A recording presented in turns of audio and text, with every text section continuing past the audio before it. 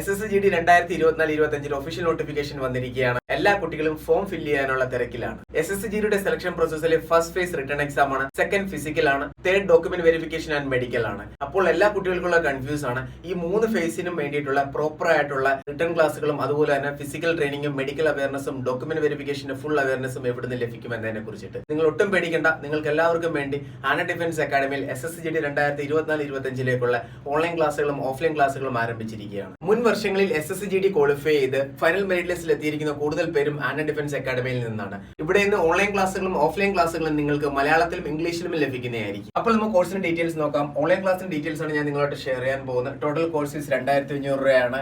Daily live classes ഉണ്ടായിരിക്കുന്നതാണ്.